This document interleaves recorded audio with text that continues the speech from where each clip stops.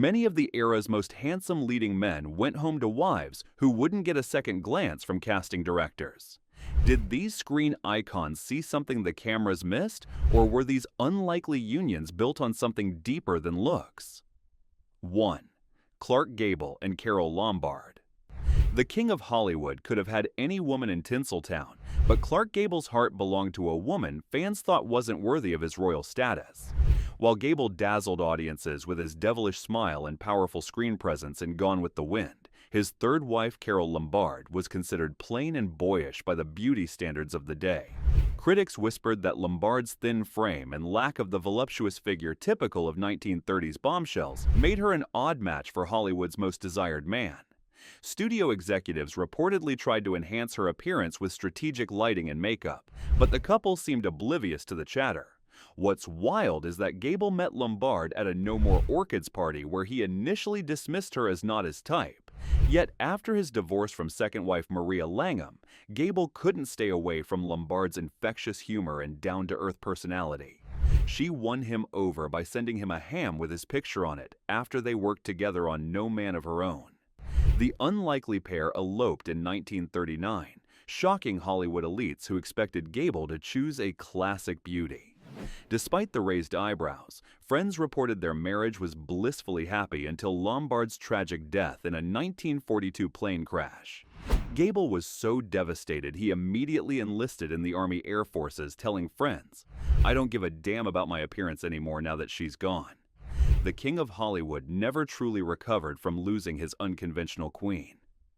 2. Humphrey Bogart and Lauren Bacall. Talk about robbing the cradle. When Humphrey Bogart fell for Lauren Bacall on the set of To Have and Have Not, Hollywood gossip columnists had a field day with their 25-year age gap. But it wasn't just the years between them that raised eyebrows. Fans couldn't understand what the rugged Bogart saw in the gangly, deep-voiced Bacall, who many considered awkwardly tall and masculine in her features. While Bogey was the epitome of tough guy cool, Bacall was a fashion model turned actress who critics described as horse-faced with shoulders like a linebacker.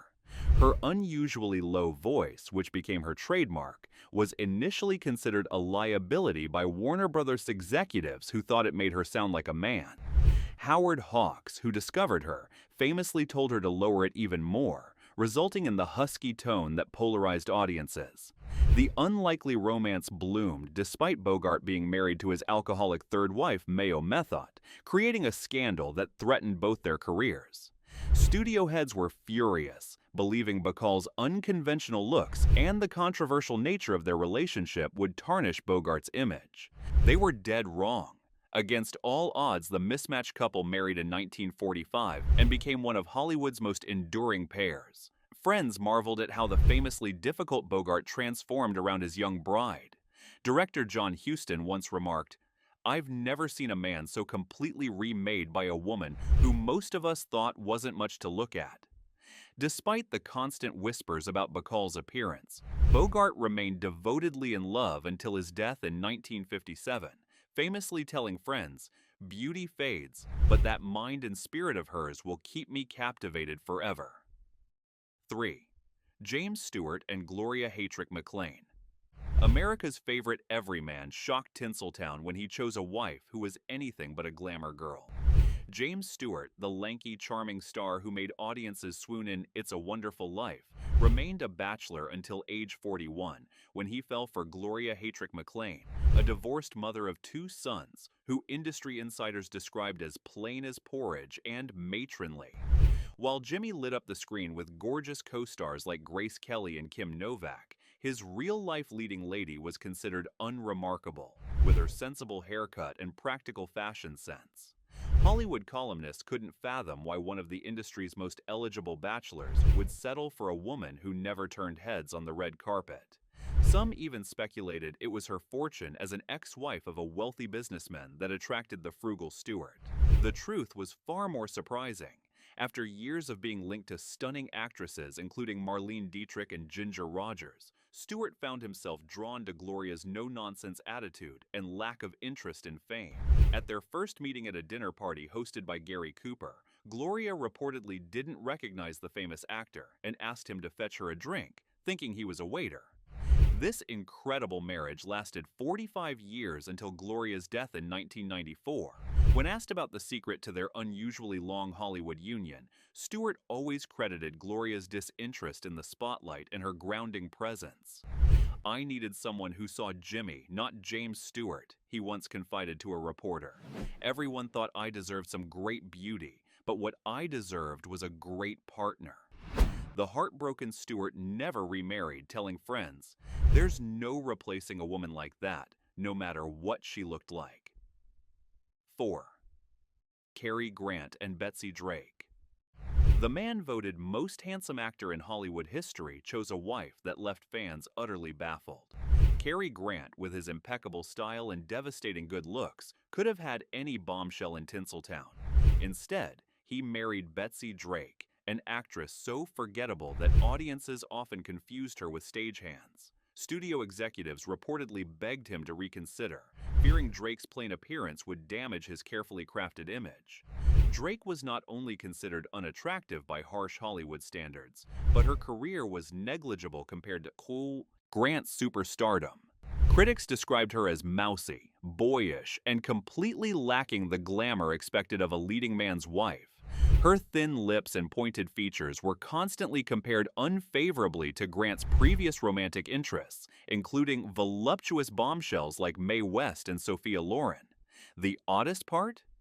Grant met Drake on a transatlantic crossing aboard the Queen Mary in 1947, where he initially showed no interest in her whatsoever. It wasn't until director Mervyn LeRoy convinced Grant to help the struggling actress get a screen test that their unlikely romance began. Grant became so enamored that he insisted she co-star with him in Every Girl Should Be Married, despite studio protests about her lackluster screen presence. Their marriage lasted from 1949 to 1962, longer than any of Grant's other 4 marriages. Drake introduced Grant to hypnotherapy and LSD therapy, which he credited with helping him overcome his personal demons. Despite constant rumors about Grant's sexuality and the public's disbelief at his choice of spouse, friends insisted the marriage was genuine. Director Alfred Hitchcock, who worked with Grant multiple times, once quipped, "Cary doesn't need a beautiful wife. He brings enough beauty to the marriage for both of them." 5. Gregory Peck and Veronique Pisani. Hollywood's moral compass stunned fans when he ditched his first wife for a French reporter who couldn't hold a candle to Tinseltown's glamour girls. Gregory Peck, the towering handsome star of Roman Holiday and To Kill a Mockingbird, was the epitome of on-screen nobility. But his personal life raised eyebrows when he left his American wife of 15 years for Veronique Pisani, a journalist widely considered too plain and European for a leading man of his caliber. Veronique's severe hairstyle, minimal makeup, and preference for intellectual conversation over Hollywood parties made her an alien in the studio system. Gossip columnists Hedda Hopper and Luella Parsons both commented on her unfortunate nose and masculine jawline, suggesting Peck could have done far better. Studio publicists reportedly tried to minimize her appearances at premieres, fearing her unglitzy presence would tarnish Peck's leading man appeal. The scandal intensified because Peck was Catholic and had initially presented himself as a family man with his first wife Greta and their 3 sons. Meeting Veronique while promoting Roman Holiday in Paris, Peck shocked everyone by falling for the brainy reporter who was 12 years his junior. Friends couldn't understand the attraction to someone so different from the Hollywood ideal. Their marriage lasted an astounding 48 years until Peck's death in 2003, proving all critics wrong. When asked why he chose Veronique over the countless beautiful actresses who pursued him, Peck simply stated, "Beauty without intelligence is a masterpiece painted on toilet paper." The couple worked together on humanitarian causes, with Veronique becoming a powerful force behind the scenes in Hollywood charity work. Industry insiders eventually admitted that while she may not have had the looks of a starlet, her sharp mind and unwavering support were exactly what kept Peck grounded through the ups and downs of his legendary career. 6. Henry Fonda and Frances Seymour Brokaw. America's most respected actor had a private life that was anything but picture perfect.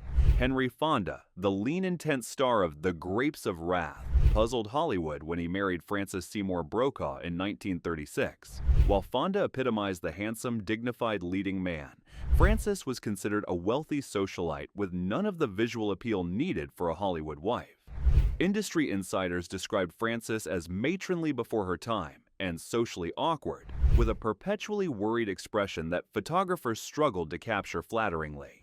Her thick eyeglasses and conservative fashion sense made her seem decades older than she actually was. Next to the photogenic Fonda, gossip columnists noted the couple looked like Beauty and the Beast with the genders reversed. What makes this story truly shocking is that Frances suffered from severe mental health issues that Fonda largely ignored, focusing instead on his flourishing career. Their troubled marriage produced 2 children who became Hollywood royalty themselves, Jane and Peter Fonda. But behind closed doors, the family was in turmoil. Frances's increasingly erratic behavior and plain appearance made her an outcast in Hollywood's social circles. The marriage ended in unimaginable tragedy when Frances died by self-harm in 1950 after Fonda asked for a divorce. The heartbreaking truth, which Jane Fonda only discovered decades later while researching for a documentary, was that her mother had been institutionalized and subjected to horrific treatments, partly because she didn't fit the mold of a glamorous Hollywood wife. Fonda went on to marry 3 more times, each wife more conventionally attractive than Frances, leaving friends to speculate that his guilt over her fate haunted him until his death in 1982. 7. Errol Flynn and Patrice Wymore. Hollywood's notorious bad boy finally settled down with a woman fans thought was a major downgrade from his glamorous conquests. Errol Flynn, the swashbuckling star known for his incredible good looks and scandalous private life, shocked everyone when he married Patrice Wymore in 1950. After years of very public affairs with some of the world's most beautiful women, Flynn's choice of Wymore as his 3rd wife left Hollywood speechless. While Flynn could have had virtually any woman in the world, Wymore was considered a second-rate performer with a harsh, angular face that cameramen struggled to photograph favorably. Gossip columnists noted her unfortunate chin and dancer's muscles made her appear mannish next to the perfectly proportioned Flynn. Warner Brothers executives were reportedly dismayed, fearing the marriage would damage Flynn's image as the ultimate ladies' man. The wildest part of their unlikely union was that Flynn, who had just been acquitted in a highly publicized statutory assault case, was supposedly trying to rehabilitate his image with a respectable marriage. Instead, he chose Wymore, who was 17 years his junior and widely regarded as a gold digger by Hollywood society. Their wedding in Monaco raised eyebrows when Flynn appeared visibly intoxicated and referred to his new bride as what's-her-name during the reception. Despite the rocky start, the marriage lasted until Flynn's death in 1959, though they separated in 1953 after having 1 daughter. Friends claimed that Flynn, whose health and looks were deteriorating due to his notorious hard living, felt comfortable with Wymore precisely because she wasn't a great beauty who would make him feel insecure about his fading appearance. Flynn's autobiography cryptically stated, "I married Patrice because she never made me feel I had to be Errol Flynn for her." After his death, Wymore maintained their Jamaica plantation and fiercely defended his legacy, proving there was more to their unconventional marriage than met the eye. 8. Gary Cooper and Veronica Balfe. The original strong, silent type of Hollywood chose a wife who was anything but a silver screen siren. Gary Cooper, whose rugged good looks and powerful on-screen presence made him a Hollywood icon in films like High Noon, married Veronica "Rocky" Balfe in 1933, leaving fans and studio heads scratching their heads in disbelief. While Cooper stood 6'3" with chiseled features that defined masculine beauty for a generation, Rocky was described by columnists as plain, unremarkable, and built like a refrigerator. Her society upbringing gave her a stiff demeanor that contrasted sharply with the earthy sensuality of Cooper's leading ladies like Grace Kelly and Ingrid Bergman. Studio publicists reportedly tried to keep her out of photo shoots, fearing the contrast would diminish Cooper's sex appeal. The oddest aspect of their union was that Cooper, notorious for his affairs with co-stars, initially seemed to marry Rocky primarily for her family connections. As the niece of film pioneer Cedric Gibbons, Rocky had social standing that the former farm boy from Montana lacked. Friends were stunned when Cooper actually fell deeply in love with his plain wife, despite continuing his legendary womanizing throughout their marriage. Their relationship survived a 3-year separation in the early 1930s, when Cooper had a very public affair with actress Patricia Neal. When asked why he returned to Rocky despite having his pick of Hollywood beauties, Cooper famously replied, "Beauty fades, but Rocky's the kind of woman who gets more interesting every day." The couple remained married until Cooper's death in 1961, with Rocky by his side through his battle with cancer. Their daughter Maria Cooper Janis later revealed that despite his many affairs, Cooper always considered Rocky the one woman who understood the man behind the image, suggesting their bond transcended conventional notions of attraction. 9. Tyrone Power and Deborah Ann Menardos. The man voted most handsome actor in America made a final marriage choice that left Hollywood society completely baffled. Tyrone Power, with his perfectly symmetrical face and smoldering screen presence, could have had any woman in the world. Yet for his third and final marriage, he chose Deborah Ann Menardos, a woman described by gossip columnists as startlingly plain and matronly beyond her years. While Power embodied the ideal of male beauty in films like The Mark of Zorro, Menardos was a divorced secretary with no connections to the entertainment industry. Friends noted her heavy features and full figure were the complete opposite of Power's previous wives, glamorous actresses Annabella and Linda Christian.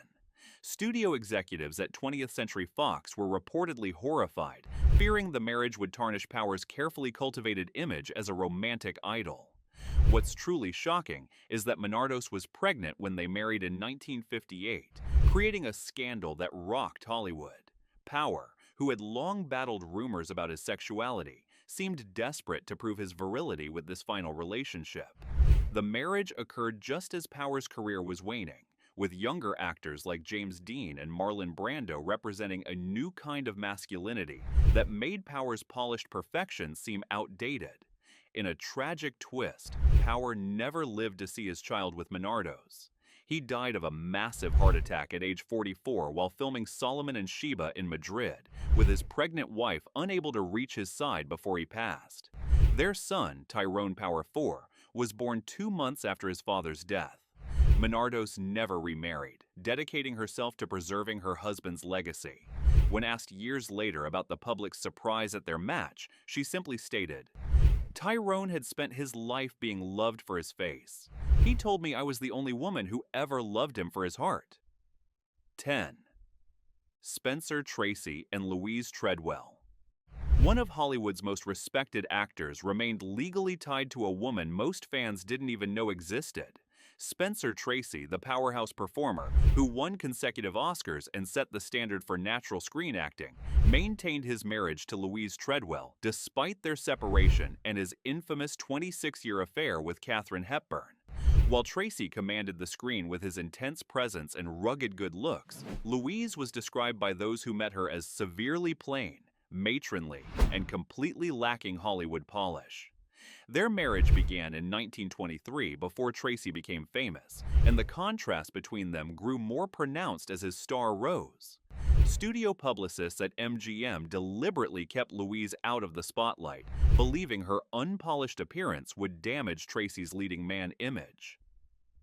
The marriage faced its greatest challenge when their son John was diagnosed as deaf. Tracy, racked with Catholic guilt and believing the disability was punishment for his own sins, began drinking heavily and distancing himself from family life. Louise devoted herself to creating the John Tracy Clinic for Deaf Children, showing a strength of character that those who dismissed her for her looks completely missed. Despite living separately for most of their adult lives and Tracy's well-known relationship with Hepburn, he never divorced Louise. Hollywood insiders claimed this was partly due to his Catholic faith, but others suggested it was because Louise knew all his demons and accepted him anyway. When Tracy died in 1967, it was Louise, not Hepburn, who arranged his funeral and was recognized as his widow.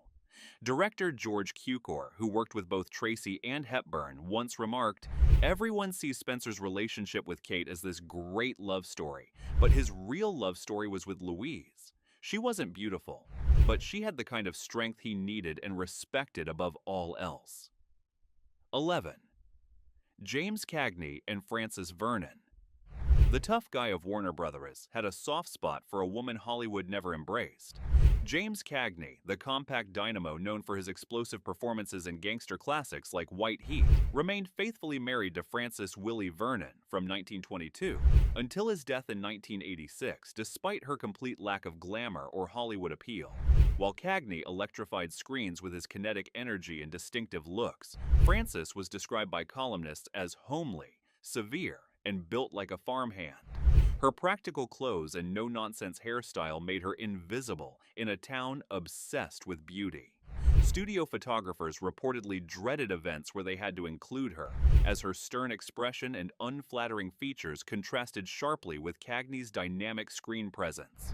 The most remarkable aspect of their 64-year marriage was that it began before Cagney had any success, when both were struggling vaudeville performers. When fame arrived, Cagney remained utterly devoted to Frances, despite having his pick of beautiful co-stars. This loyalty bewildered Hollywood, where marriages typically lasted mere months.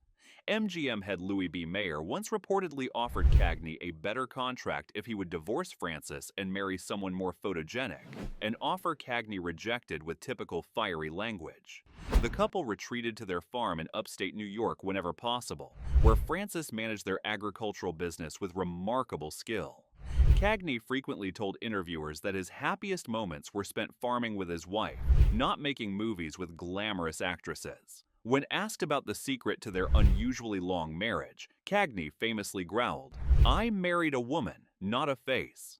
Their enduring relationship became legendary in an industry known for disposable partnerships, with director Raoul Walsh noting, "Frances may not be much to look at, but she's the backbone that allowed Jimmy to be Cagney." 12.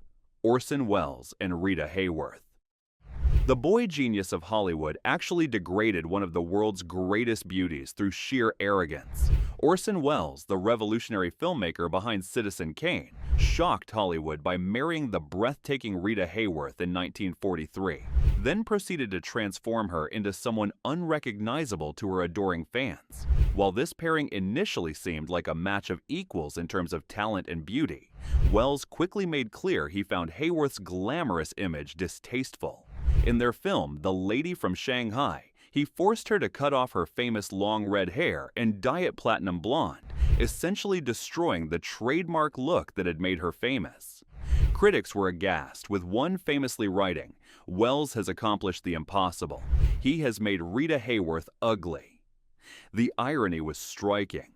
Welles himself was increasingly overweight and disheveled, yet he criticized Hayworth's appearance constantly. Friends reported he seemed almost resentful of her beauty, telling her she was just a pretty face with no real talent. Studio head Harry Cohn was furious about Hayworth's transformation, believing Welles had deliberately sabotaged his most valuable asset out of intellectual snobbery. Their tumultuous marriage lasted just 3 years, with Hayworth later confessing, "I can't take his genius anymore." After their divorce, she attempted to reclaim her iconic image, but many felt something essential had been damaged by Welles's deliberate deconstruction of her beauty. Welles himself later admitted, "I turned the most beautiful woman in the world into my vision of what I thought a woman should be, without ever considering what the public wanted or what Rita needed." This reverse example of our list's theme shows how even great beauty could be undermined by a husband's destructive influence, leaving a once gorgeous star temporarily uglified by her husband's ego. What do you think about these Golden Age legends and their unconventional choices in wives? Were these men seeing beyond society's narrow beauty standards, or were other factors at play? Drop your opinions in the comments below. And here's a thought to ponder. In an era obsessed with surface beauty, did these leading men actually show the greatest courage by choosing substance over style in their personal lives?